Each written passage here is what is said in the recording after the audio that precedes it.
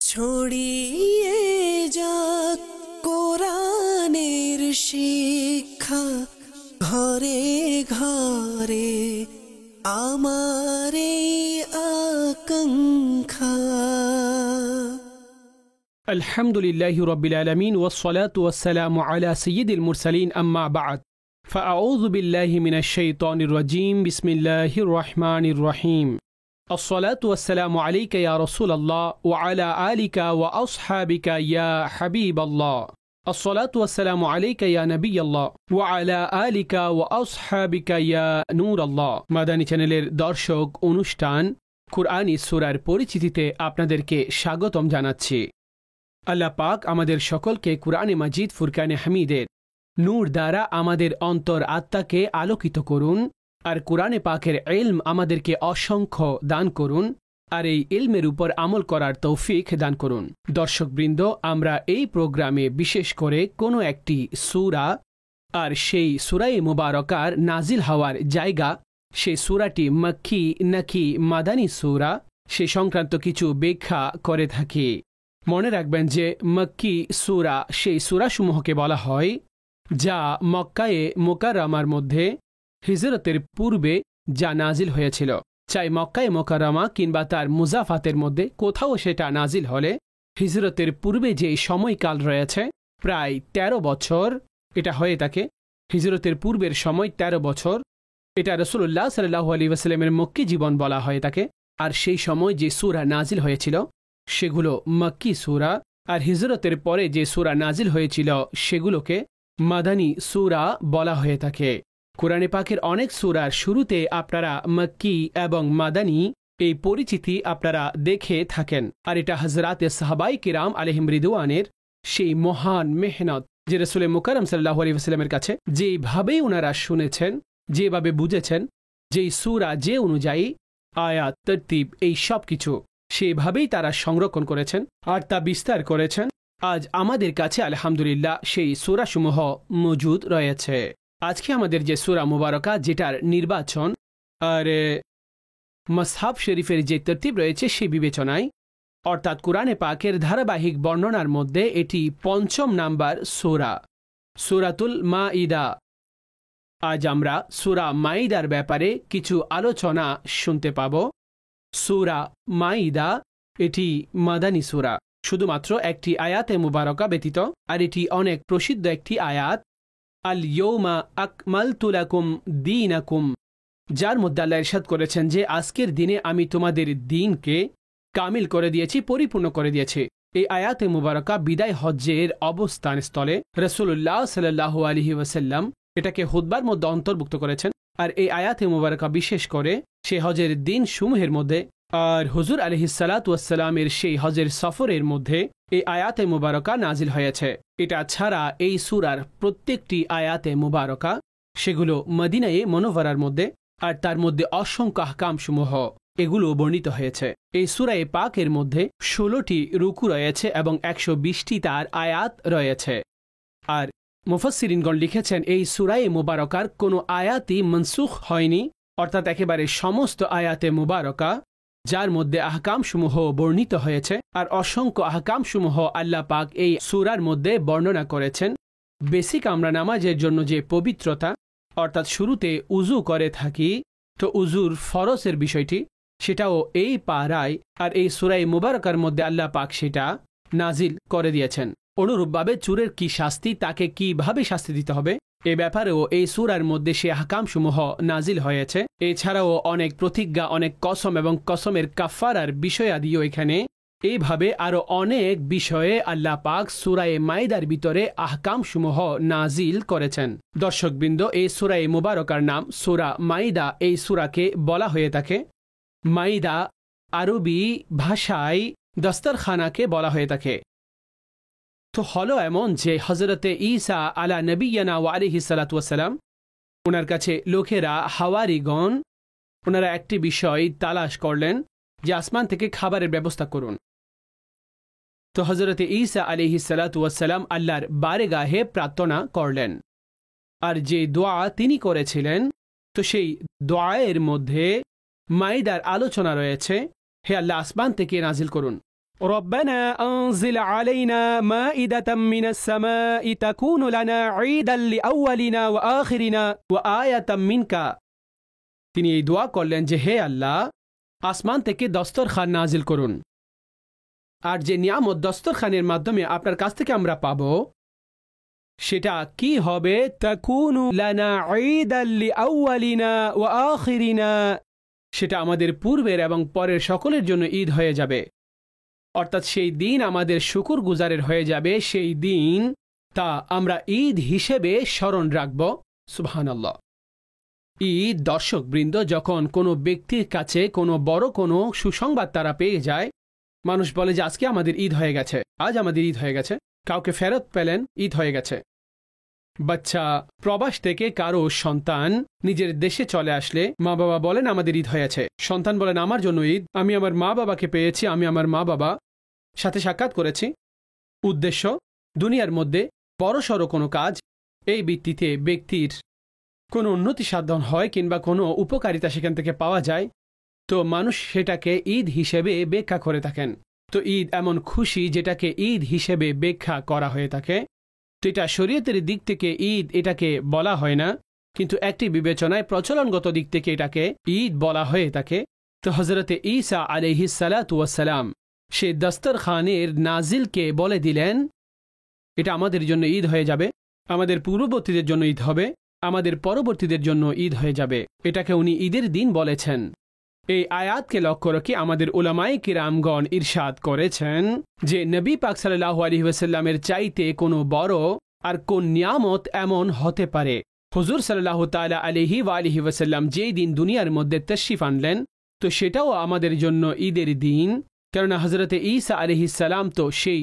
দিনকে ঈদ ইরশাদ করেছেন যে যখন তিনি দস্তরখানের এই নিয়ামত পেয়ে গেলেন তো আমাদের কাছে তো দুই জাহানের সেই নিয়ামত রয়েছে যার সাদকায় আল্লাহ এই দুই জাহানের নিয়ামত দান করেছেন তো যেই দিন তিনি দুনিয়ার মধ্যে তাশরিফ আনলেন সেই দিনকে কেন ঈদের দিন বলা হবে না তো এই জন্য ঈদে মিলাদুন নবী যেটা বলা হয়ে থাকে তো তারা ঈদ বলার ক্ষেত্রেও তার প্রমাণ কুরআনে পাকের এই সূরা মাইদার এই আয়াতের দিকে লক্ষ্য রেখে উলামায়ে কিরামগণ বর্ণনা করেছেন আর এই দোয়ার মধ্যে যেহেতু মাইদার কালিমা শব্দ রয়েছে তো এই কারণে এই সূরা মুবারকার নামই সূরা মাইদা হয়েছে আর কুরআনে পাকের অসংখ্য এমন সূরা রয়েছে যার ভিতরে এমন অনেক ঘটনা রয়েছে সেটা চাই ঘটনা হোক কিংবা বিশেষ এই ধরনের কোনো কথা হোক তার ভিত্তিতেই সেই সূরা মুবারকার নাম রাখা হয়ে থাকে দর্শকবৃন্দ আমি এই সূরার পরিচিতি উত্থাপনের ক্ষেত্রে কিছু বিষয় আলোচনা করেছি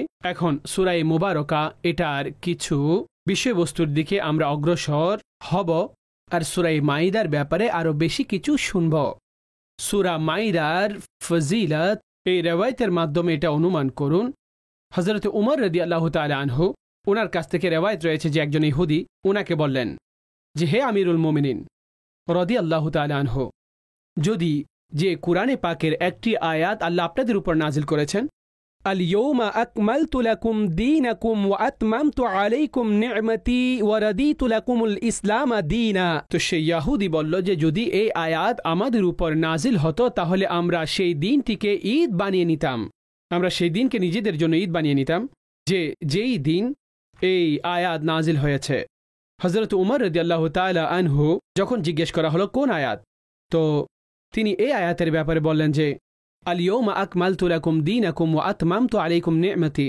এই আয়াত হযরত উমর রাদিয়াল্লাহু তাআলা আনহু বললেন যে আমার ভালোভাবেই জানা আছে যেটা কোন দিন নাজিল হয়েছিল বললেন জুমার দিন এটা আরফাতের ময়দান ছিল মূলত তিনি তাদেরকে জবাব দিয়ে দিয়েছিলেন সেদিন তো আমাদের দুইটা ঈদ ছিল যে আমরা আরফাতের ময়দানেও ছিলাম আর জুমার দিনও ছিল আর জুমাও মুসলমানদের জন্য ঈদ তো আমার ভালোভাবে জানা আছে যে এই আয়াত কখন নাজিল হয়েছে অর্থাৎ সেই দিনকেও আমরা ভালোভাবে এখনও মনে রেখেছি সেই জায়গা সেই অবস্থানকেও আমরা ভালোভাবে মনে রেখেছি রাসূলুল্লাহ সাল্লাল্লাহু আলাইহি ওয়াসাল্লামের সেই সংস্পর্শকে আমরা ভালোভাবে মনে রেখেছি যে যখন এই আয়াতে মুবারকা নাজিল হয়েছিল অর্থাৎ আমাদেরও এটার নাজিল এবং নাজিল হওয়ার জায়গা নিয়ে আমরা গর্ব করি আর সেটাও আমাদের জন্য ইজ্জত এবং সম্মানের দিন যে দিন আল্লাহ আমাদের জন্য সূরা মাইদার এই আয়াতে মুবারকা নাজিল করেছেন হযরতে আব্দুল্লাহ বিন উমর রাদিয়াল্লাহু তাআলা আনহুমা বর্ণনা করেন, যখন এই আয়াত নাজিল হলো তো রাসূলুল্লাহ আলাইহিস সালাম সাওয়ারির উপর ছিলেন। তো সাওয়ারি এমন ভার অনুভব করলো যে এই ভার তুলতে পারছে না। তো হুজুর আলাইহিস সালাম সাওয়ারি থেকে নিচে নেমে আসলেন। তিনি নিচে নেমে আসলেন, এমনকি এই আয়াতে মুবারকার নাজিল হলো। মনে রাখবেন দর্শকবৃন্দ, কুরআনে পাকে আল্লাহ ইরশাদ করেছেন, লাউ আনজালনা হাযাল কুরআন আলা জাবালিন লারাইতাহু খাশিআন মুতাসাদ্দিআন মিন খাশিয়াতিল্লাহ ওয়া তিলকাল আমসালু নাদরিবুহা লিন-নাসি লাআল্লাহুম ইয়াতাফাক্কারুন। অর্থাৎ যদি আমি এটাকে পাহাড়ের উপর নাজিল করতাম তো এই পাহাড়ও ধূলিসাৎ হয়ে যেত আল্লাহর ভয়ে। এজন্য রাসূলুল্লাহ আলাইহিস সালাম উটনির উপরে থাকলে উটনি বসে যেতেন। হুজুর সাল্লাল্লাহু তাআলা আলাইহি ওয়া আলিহি ওয়াসাল্লাম যদি কোনো সাহাবীর কোনো রানের উপরে হুজুর সাল্লাল্লাহু আলাইহি ওয়াসাল্লাম যদি মাথা রেখে যদি সেখানে আরাম করতেন, আয়াতে মুবারকা যখন নাজিল হতো তো সেই সাহাবী বলতেন যে আমার এমন মনে হচ্ছে যে আমার এই পা এখন ভেঙে যাচ্ছে। অর্থাৎ এতটা বেশি তার একটি বিশেষ, তার একটি ওজন আর এমন ভারী যে আল্লাহ বলছেন পাহাড়ের উপর নাজিল হলে তো পাহাড় একেবারে ধূলিসাৎ হয়ে যেত। সেই সাহাবী যার রানের উপর হুজুর আলাইহিস সালাম মাথা মুবারক রেখেছিলেন তিনি বলছেন যে আমার পা যেন ভেঙে যাচ্ছে। তিনি উটের মতো সাওয়ারির মধ্যে থাকলেও তো সেই উট বুঝায় সহ্য করতে না পেরে সে বসে যেত। কালবে মুস্তফার উপরে লাখো সালাম। পরিপূর্ণ কুরআন আল্লাহ পাক নবী পাক সাল্লাল্লাহু আলাইহি ওয়াসাল্লামের কলবের মধ্যে আল্লাহ নাজিল করেছেন। হুজুর আলাইহিস সালাতু ওয়াসসালামের শক্তির অনুমান, নবী পাক আলাইহিস সালাতু ওয়াসসালামকে আল্লাহ কত শক্তি দান করেছেন যে পরিপূর্ণ কুরআন হুজুরের সিনার মধ্যে, হুজুরের অন্তরের মধ্যে এটা নাজিল হয়েছে, তিনি সংরক্ষণ করেছেন আর সাহাবীগণকে এটার শিক্ষা দিয়েছেন। দর্শক, আরো সামনের দিকে অগ্রসর হই সূরা মাইদার আরো কিছু বিষয়বস্তু এবং ঘটনাবলীর দিকে। সূরা মাইদার মধ্যে একটি আয়াতে মুবারকা যার একটি অংশ যাতে বলা হয়েছে ওয়া তাআওয়ানু আলাল বিররি ওয়াত তাকওয়া ওয়া লা তাআওয়ানু আলাল ইসমি ওয়াল উদওয়ান ওয়াত্তাকুল্লাহ ইন্নাল্লাহা শাদীদুল ইকাব। এই আয়াতে মুবারকা যদি বলেন প্রত্যেক অবস্থায়, প্রত্যেক বিবেচনায় যদি ব্যক্তি এই আয়াতকে ভিত্তি বানিয়ে নেয় তাহলে কখনো কারো কথায় এসে সে গুনাহের মধ্যে লিপ্ত হতে পারে না, আল্লাহর নাফরমানিতে পড়তে পারে না। রব তাআলা একটি উসুল বর্ণনা করে দিয়েছেন যে ভালো এবং তাকওয়া, ভালো কাজ এবং তাকওয়া, বললেন এতে একে অন্যকে সাহায্য করো, একে অন্যের সাহায্যকারী হয়ে যাও। কাউকে নেকির কাজে, ভালো কাজে কাউকে উৎসাহিত করা, চাই সাহায্য করে তাকে সেই কাজের মধ্যে লাগিয়ে দেওয়া, এটা ভালো আমল। অতঃপর বলা হয়েছে ওয়ালা তাআওয়ানু আলাল ইসমি ওয়াল উদওয়ান, আর গুনাহ আর সীমা লঙ্ঘন করা, এতে কেউ কাউকে সহযোগিতা করবে না, একে অন্যের অনুসরণ করবে না। অনুসরণ করতে হলে নেকির কাজে করতে হবে, ভালো কাজের মধ্যে অনুসরণ করবে। খারাপ কাজ, আল্লাহর সীমারেখা ভঙ্গকারী গুনাহের কাজসমূহে কোনো অবস্থায় একে অন্যের সহযোগী হবে না, সাহায্য করো না। চাই ব্যক্তি কোনো অফিসে থাকুক, চাই কোনো বিজনেসে থাকুক, চাই নিজের ফ্যামিলির মধ্যে। অনেক লোক বলেন তিনি করতে চাচ্ছেন না, সেটা পিতা করিয়ে দিয়েছে, বড় ভাই করিয়ে দিয়েছে, অমুক বন্ধু এই কাজ আমাকে দিয়ে করিয়েছে, সেটা আমাকে দিয়ে এই কাজ করিয়েছে। মনে রাখবেন অ্যাজ এ মুসলিম আমাদের সব বিষয়ের আমাদের জবাব দিতে হবে। আল্লাহ বিবেক বিবেচনা সবাইকে দিয়েছেন। ব্যক্তি কোনো বসের কথার কারণে, কোনো অফিসারের কথার কারণে, কোনো নিজের বসের কথার কারণে কিংবা নিজের ফ্যামিলির কেউ বলার কারণে, এমনকি মা বাবাও যদি এই ক্ষেত্রে কাউকে এমন হুকুম দেন যে যেটা আল্লাহ এবং রসুলের নাফরমানিমূলক কাজ, তো কোনো অবস্থায় সেগুলো করবে না, এতে সন্তানকে নাফরমান বলা হবে না, বরং এখন আল্লাহর হুকুম চলে এসেছে, এই কাজ অনুসরণ করবে না, এই কাজ করতে বললে মানতে পারবে না, এখন এটা আল্লাহর হুকুম। আর বলে দিয়েছেন নেকির কাজে একে অন্যকে সহযোগিতা করো, গুনাহের কাজে নয়। আর হাদিসে পাকে রাসূলুল্লাহ সাল্লাল্লাহু আলাইহি ওয়াসাল্লাম যেটা ইরশাদ করেছেন যে অনুসরণ যদি কাউকে করতে হয় তাহলে ভালো কাজে, নেকির কাজে করতে হবে। আল্লাহর নাফরমানিমূলক কাজে মখলুকের মধ্যে কাউকে অনুসরণ করা যাবে না, কারো অনুসরণ করবে না। চাই প্রকাশ্যে কোনো বড় লোক হোক যে কেউ হোক, যেখানে আল্লাহর নাফরমানি হচ্ছে মখলুকের মধ্য থেকে, সেখানে কোনো ধরনের কোনোভাবে কোনো অনুসরণ করা যাবে না। তো এই জন্য মানুষ একে অন্যের সহযোগী হবে কোন কাজে? নেকির কাজে। নেকির কাজে আপনি কাউকে সহযোগিতা করেছেন, আদ-দালু আলাল খায়রি কাফাইলিহি, আপনি কাউকে রেহনুমাই করলেন, আল্লাহ এমন সওয়াব দিবেন, পুরস্কার দান করবেন, যেভাবে আমলকারীদেরকে পুরস্কার দিয়েছেন এইভাবে আল্লাহ এই ব্যক্তিকেও পুরস্কার দান করবেন যিনি নেকির কাজের দিকে রেহনুমাই করেছেন। তো দ্বীনের অনুসরণের জন্য, দ্বীনের অনুকরণের জন্য আর দ্বীনি বিষয় প্রচার করার জন্য, তাকওয়া এবং ভালো কাজকে ব্যাপক করার জন্য একে অন্যের সহযোগী হয়ে যাও। আমার আর আপনার কাজ বলা, অন্তরে পৌঁছা। সেই ব্যক্তি আমল করবেন, এটা আল্লাহ উনাকে তৌফিক দিলে তো তিনি করবেন। আমরা আমাদের কাজ করব, আমরা তাকে পৌঁছে দিব। তো এই কাজে আমরা অগ্রসর হব।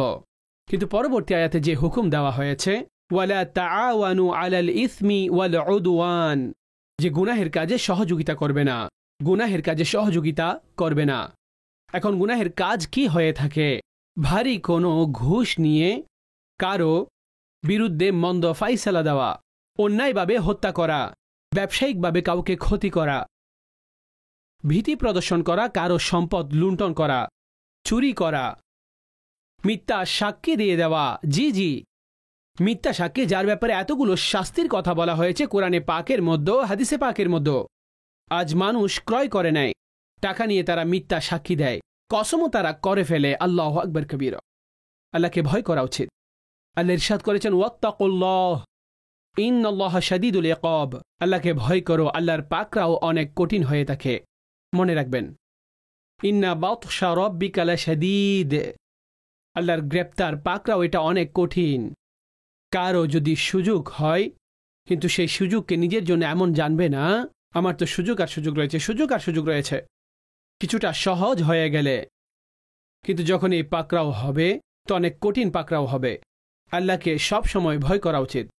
এটাই সূরা মাইদা, যেখানে আল্লাহ আদল এবং ইনসাফের বিষয়ে হুকুমও দিয়েছেন। আর এই আয়াতে মুবারকা যেখানে ফয়সালা হয়ে থাকে সাধারণভাবে, সেই জায়গার মধ্যে, আদালতের মধ্যে বিশেষ জায়গায় এই আয়াত লিখা হয়ে থাকে। আয়াতে মুবারকা শুনুন, আল্লাহ পাক ইরশাদ করছেন, ইয়া আইয়ুহাল্লাযীনা আমানু কুনু কাওয়ামিনা লিল্লাহি শুহাদাআ বিল কিসত, হে ঈমানদারগণ, ইনসাফের সাথে সাক্ষ্য দিতে গিয়ে আল্লাহর হুকুমের উপরে বিশেষভাবে দৃঢ় থাকো। ওয়ালা ইয়াজরিমান্নাকুম শানাআনু কওমিন আলা আল্লা তা'দিলু, আর তোমাদের কোনো জাতির শত্রুতা এই পর্যায়ে যেন নিয়ে না যায় যে তোমরা শত্রুতা করবে, ইনসাফ করবে না। ইদিলু, ইনসাফ করো, আদল করো।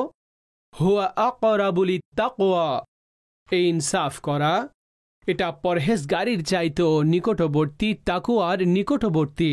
ওয়াত্তাকুল্লাহ, আল্লাহকে ভয় করো। ইন্নাল্লাহা খাবীরুম বিমা তা'মালুন, নিঃসন্দেহে আল্লাহ জানেন যা কিছু তোমরা করে থাকো। এই আয়াতে মুবারকার মধ্যে ঈমানদারদেরকে বলা হয়েছে যে তোমরা ইনসাফের উপর সাক্ষী দিতে গিয়ে আল্লাহর হুকুমের উপরে দৃঢ় থাকো। একটি হুকুম, কোনো জাতির শত্রুতা তোমাদের যেন ভুল পথে পরিচালিত না করে। কোনো জাতির সাথে দুশমনী কিংবা কোনো ব্যক্তির সাথে দুশমনী, অতঃপর ব্যক্তি তার সাথে ন্যায়পরায়ণতা করবে না, না, এ ব্যাপারে শাস্তি এখানে বর্ণিত হয়েছে যে কোথাও এমন যেন না হয় কারো দুশমনীর কারণে তুমি ন্যায়পরায়ণতা করতে ভুলে যাও। দিলু, ন্যায়পরায়ণ হও। হুয়া আকরাবু লিত্তাকওয়া, এই ন্যায়পরায়ণ তাকওয়ার নিকটবর্তী, এই আদল তাকওয়ার নিকটবর্তী, অর্থাৎ তোমাদেরকে পরহেজগার বানিয়ে দিবেন। তাকওয়া তোমাদের নসিব হবে। আর আল্লাহকে ভয় করো, যা কিছু তোমরা করো আল্লাহ সব বিষয়ে অভিহিত। দর্শক বৃন্দ, এই আয়াতে মুবারকা আল্লাহু আকবার, যাতে ন্যায়পরায়ণতার হুকুম দেওয়া হয়েছে, আর সাক্ষী দিলে সত্যতার সাথে সাক্ষী দিবে, আর এতে দৃঢ় থাকো। কোনো জাতির দুশমনির কারণে কিংবা নিকট আত্মীয় হওয়ার কারণে আদলের বিপরীতে কাজ করো না। ইসলাম অনেক দৃষ্টান্ত স্থাপন করেছেন, অনেক দৃষ্টান্ত। কোন একবার একটি দেশের বাদশাহ, তিনি মুসলমান হলেন আর হজের জন্য তিনি আসলেন। হযরত আমিরুল মুমিনিন রাদিয়াল্লাহু তাআলা আনহু, হযরত ওমর ফারুক রাদিয়াল্লাহু তাআলা আনহু ওনার সাথে সাক্ষাৎ হলো আর হজের সময় ছিল, তাওয়াফ করছিলেন। ওনার চাদরের উপরে একজন সাধারণ বেদুইনের পা লেগে যায়। তো বাদশাহরা তো অনেক অহংকারী হয়ে থাকে, ইল্লা মাশাআল্লাহ। তো যখন তিনি পেছনে দেখলেন যে আমার চাদরের উপরে পা কে রাখলো আর জিজ্ঞেস করলো, তুমি এটার উপরে পা রেখেছ? তো বলল যে আমার ভুল হয়ে গেছে, পা লেগেছে আমার, কিন্তু আমার ভুল হয়েছে। তিনি সাধারণ একজন বেদুইন ছিলেন, সাধারণ মানুষ। সে বাদশাহ রাগান্বিত হয়ে গেল, তাকে একটি থাপ্পড় মারল। যখন এই থাপ্পড় লাগল, সে এই অভিযোগ নিয়ে আমিরুল মুমিনিন হযরতে উমরে ফারুক রাদিয়াল্লাহু তাআলা আনহু ওনার কাছে পৌঁছলেন আর বললেন যে খলিফা, এই বাদশাহ আমাকে থাপ্পড় মেরেছে। এখন লক্ষ্য করুন দর্শকবৃন্দ, আদল এবং ইনসাফ আর হযরত উমর রাদিয়াল্লাহু তাআলা আনহুর ন্যায়পরায়ণতা এমনিতেই বিখ্যাত এই বিষয়ে। তিনি বাদশাকে ডেকে পাঠালেন। তিনি সেই বাদশাকে জিজ্ঞেস করলেন, আপনি কি থাপ্পড় মেরেছেন? বলেন, আমি থাপ্পড় মেরেছি, আর এটা হেরেম না হলে আমি তাকে হত্যা করে ফেলতাম। হযরত আমিরুল মুমিনিন রাদিয়াল্লাহু তাআলা আনহু রাগান্বিত হয়ে গেলেন।